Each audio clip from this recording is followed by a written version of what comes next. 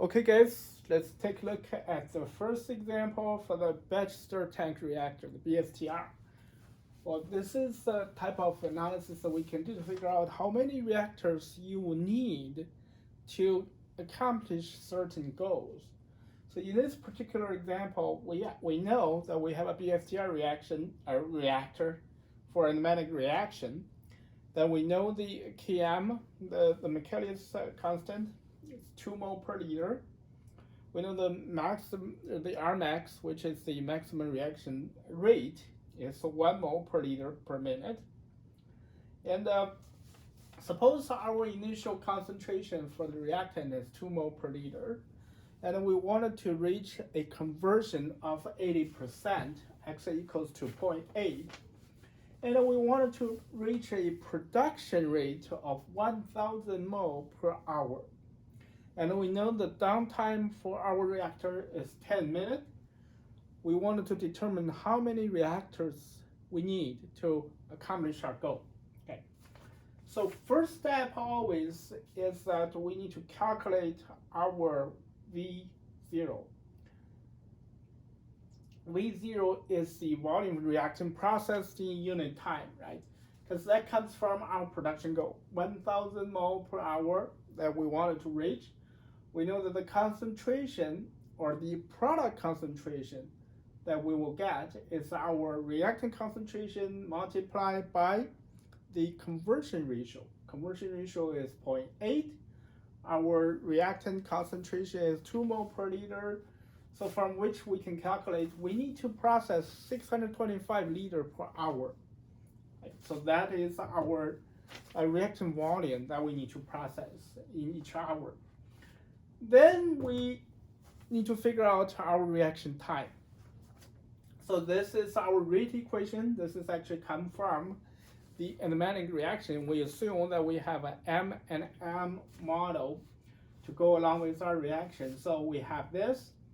In this equation, Ca0, again, this is our initial reactant concentration times the conversion. This will be our product concentration at the end of our reaction.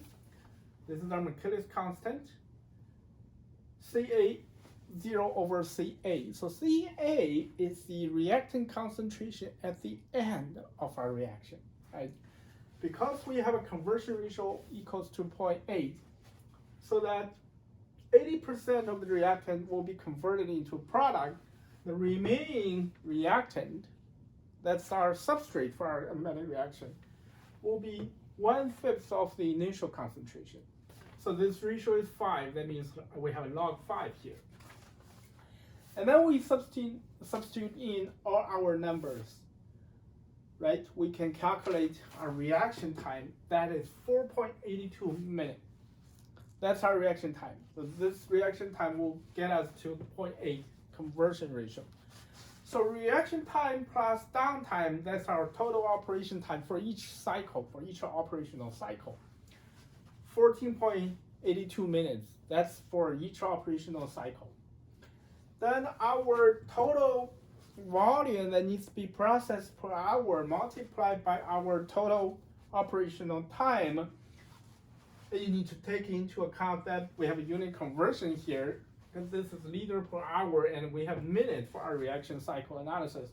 So with the unit conversion in, that's 154.375 liter.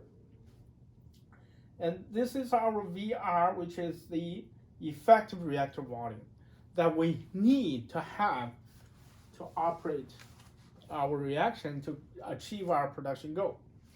And each reactor we know we have 60 liters and with a 75% fuel factor. So take the effective reaction volume that we need divided by the reactor volume that we have in each reactor.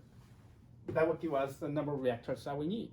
So for this analysis, we need to have 4 reactors operate simultaneously, which will get us to the 1,000 mole per hour production goal. So this is the kind of analysis that we do to figure out number of BSTR that you will need to achieve a certain production goal.